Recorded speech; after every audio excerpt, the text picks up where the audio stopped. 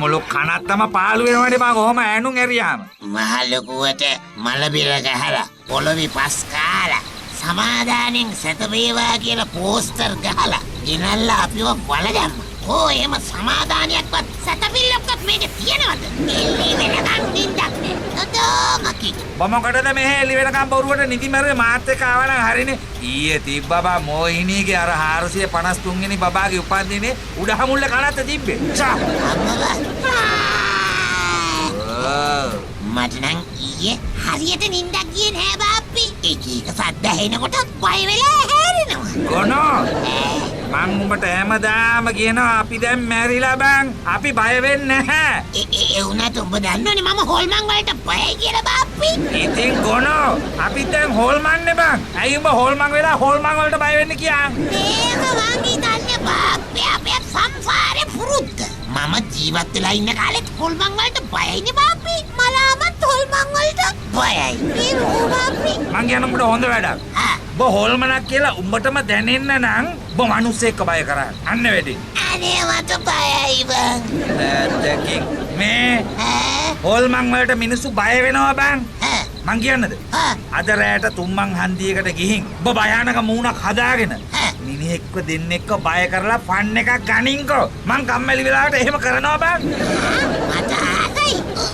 උඹත් මගේ ළඟින් ඉන්නවද බාප්පා? අනේ නොදකින් ඔබ පිරිමි හොල්මනක්ද බං? මේ හොල්මන් ජෝඩි දාලා මිනිස්සු බය කරන්න යන්නේ නෑ බං. තනියෙන් ඵලයන්කෝ. අනේ බාප්පි අදට උඹත් යවන්කෝ. බෑ. අද රැයට මං අපොයින්ට්මන්ට් එකක් දාලා තියෙන්නේ. එයාට බෑ කියන්න බෑනේ. මොකක් ඔන්න ඕකට තමයි බාප්පි කියන්නේ. එකට මලත් බොක්ක වෙනස් කියලා. නෑ බං බේරෙන්න බෑ. අර වහ බීලා ආපු නංගිගේ කතාව අහන්න එන්න කියලා. බෑ කියන එක හරි නෑනේ බං. ඉතින් පොඩ්ඩක් ඒ කතාව අහන්න යන්න හැදුවේ රැයට. අනේ බාප්පි ඔබ මැරිලා හොල්මනක් විලා තාමත් නංගි කෙනෙක් කතා කරාම කට දෙපැත්තෙන් සෙම බේරෙනවනේ. මෙව්වට තමයි කියන්නේ නාකි හොල්මන් කියලා. මේ බාප්පා ඔය කතාව අහන්න දෙයක් නෑ. මම කතාව මෙතන ඉඳලා කියන්නම්. අහගන්න. ෂුවර් එකටම ගෙවල් වලින් විරුද්ධ වුණා. දෙන්න එකට වහබොමු කිව්වා. කෙල්ල බිව්වා. කොල්ල බිව්වේ නෑ. මං හිතන්නේ මං ඒ කෙල්ලේ එමයි කියලා. අහිංසක පාටයි බං. අවංක පාටයි ඒකයි. මේ බාප්පි මැරිලා ඉන්න උඹට ආයි වහබීලා මැරෙන්න ආසද? මෙන්න මෙහෙට වෙලා ඉන්නපන්. කතාන්න. අකුල. බාප්පි මොකද බාප්පි ඔය අතේ තියෙන්නේ? මේ මගේ මරණ දැන්වීම බං බලහන් මේකේ නිවන් පැස ලැබේවා කියලානේ බං මුං ගහලා තියෙන්නේ. ඒක නේද? ඒක හොඳයි. ඒ මන්දියට මේ බලහන්. උපාසක කියන එකක් පටලෝලා ගහලා තියෙන්නේ. මම මේක තියාගෙන ඉන්න කවදා හරි ඔය ප්‍රින්ටිං කාර්යය මෙහාට එනවනේ. එදාට මම ඌව අල්ලගන්නේ. හරියට හරි බාප්පි. අනිත් එක බාප්පා මලගෙවල් වල විහිළු ටික බලන්න මැරිලා උඩට වෙලා බලන් ඉන්න. බාප්පට මතකද අඬෝලා මතකයි. අර අපේ පෙට්ටි දෙක බදාගෙන හොටු පෙරාගෙන අඬන ගමන් සෙල්ෆි ගැහුවේ. ඒකනේ කියන්නේ මේ බොරුවට අඬපු ඇඬිල්ල මතක් වෙනකොට අන්න ඇක්ටිං බං. ෆිල්ම් එකකට ගත්තා නම් අම්මපා සිංහල සිනමාවේ කඳුළු බින්දුව කියන්න තිබ්බ බං. අයියේ මල්ලි ඊයේ නේද ආවේ? වහබීල නේද? නෑ වහබීලා. ඔහේ කතාරන්ද නිදාගෙන හිටියේ? නෑ මම වැඩ ගෙදර එනකොට වයිෆ් බාත්රූම් එකේ නනා හිටියේ. මේසේ උඩ තිබුණා බාල්දියක් වගේ ලොකු මග් එකක් පුරවලා චිකන් සුප් එකක් ඕන්. මම ඉතින් දිවාට බීගෙන ගියා. ඒකෙන් මලා. මරණ පරීක්ෂණයට කිව්වේ බාප්පෙවිලා කියලා ඕන්. එතකොට මල්ලි ඔහේගේ වයිෆ් වෙනදටත් චිකන් සුප් ඔහෙට නොදී බොනවද? එයා මට කිසි දෙයක් දෙන්නේ නෑ තනියමයි කන්නේ බොන්නේ ඕන්. ෂෝකේනියෙක් පෙරේතයන් අහින්නේ සුප්පින්ද කිව්වලු. හරියටයි. වෙනදට දෙන්නේ නැත්තම් අදයි මේ සුප් තියෙන්නේ කියලා බලන්න එපා ගොනෝ. වහ දාපු සුප් පෙවිලලු. බලන්න. මම ඉතින් පෙරේතයිනේ අයියේ ඒකයි. මේනවා. මේ ඒක නෙවෙයි. ඇයි මේ අයියලා දෙන්න මේ හෙල්මට් දෙක අතේ දාගෙන ආන්? මේ දෙක අපි දෙන්න හෙල්මට් අතේ දාගෙන බයික් එකේ 80ට විතර යනකොට ඇක්සිඩන්ට් එකක් වෙලා තමයි මලේ. බයික් එකයි අපි දෙන්නයි කුඩු පාට්ටයන් උනා හෙල්මට් දෙක විතරයි බං ඉතුරුනේ. මේ බලන්න තාමත් කිරි ටොයියට තියෙනවා.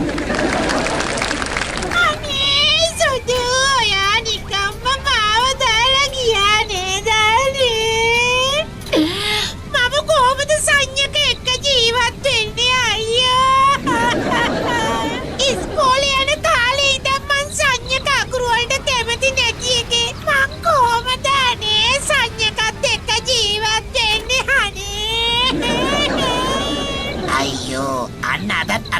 වුණාව පටන් ගත්ත බාප්පා. කෙනෙක් මැරුණාම දරා ගන්න අමාරුයි බං. තේරෙන්නේ නැද්ද? ඒක නම් එහෙම තමයි. අයියෝ මැරිලවත් සැනසීමක් නෑනේ කරච්චලේ. ඒක නම් ඇත්තෝ. අයියෝ ඇයිසුදු ඔයා මුකුත් නොකියම ගියේ. මම කොහොමද මේ දුක දරාගන්නේ? ගියේ ඉතිපෝවේ තනි කර. හරිදී දුකක් මම.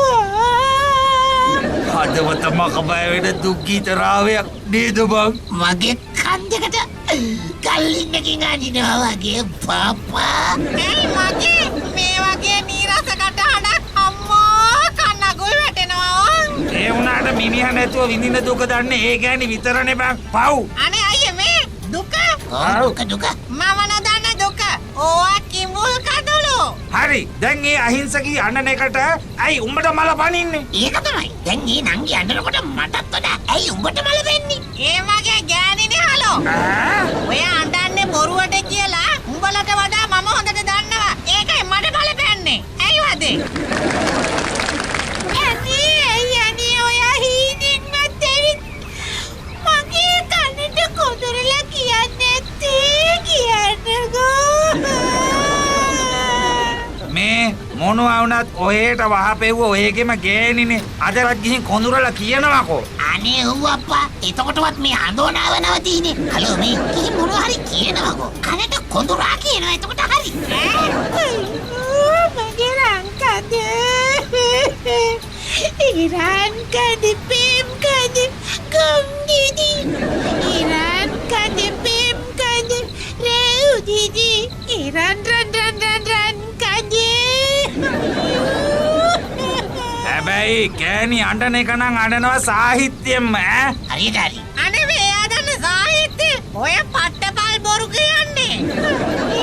මගේ රත්තරේ ඔයා හීනෙන් ඇවිල්ලා මගේ කනට කොඳුරලා කියන්නකෝ. හතරයිනේ. ඉනේ හතර කියන්නකෝ දෙයියනේ. මොකද්ද මං මේ හතර බීලි කතාව? අනේ පින් සුදු පින්. හතරනේ. ඔය කියන්නේ මොකද්ද බං ඉතින් පින් කියලානේ බං කියන්නේ. ඒක තමයි පින් නම්බරේ ඉලක්කම් 4 බං ඔය ඉල්ලන්නේ. මගේ ATM කාඩ් එක ගෑණි ළඟ.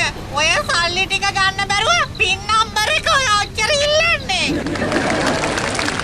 මේ බාප්පේ ඔන්න මට මල පෙන්න. වරින් යන්න. ඔය ගෑණියෝ බය කළා කනට පන්නන්න. එන. අන්න යකෝ මූට හොල්මනක් කියලා දැනිලා.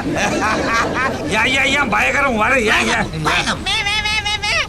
මේ ඔය යකින්න හොල්මන් වලට බය ඇති ගෑණියෙක් නෙවෙයි. උඹලා දෙන්න හොල්මන් කියලා බලන එකක් නෑ. ගායි උඹලගේ කන් තැලෙන්න. මන් දන්නවනේ මගේ ගෑණි ගැන. අත්දැකීමෙන් මම මේ කියන්නේ තේරුණේ? මල්ලි හොල්මන් බාල්දු කරන්න එපා හරිද? වරෙන් යන්න මම බය කරන්න. මම බලාගන්න වරෙන් යන්න. මේ බාප්පා රුදුරු පිනමක් අරගෙන යමු. අන්න හරි. මේ එහෙනම් උඹලා දෙන්නට දෙයියන්ගෙම පිටයෝ නේ. හරි අපි එක බලාගන්න වරෙන් යන්න. කුකුල් පණේ ඔන්න මම හොඳින් කිව්වා. අතරේ විතරයි බලන්නේ. මෙච්චර ආදරෙන් කියලා හීනෙන් ඇවිත් කිව්වේ නැත්තම්.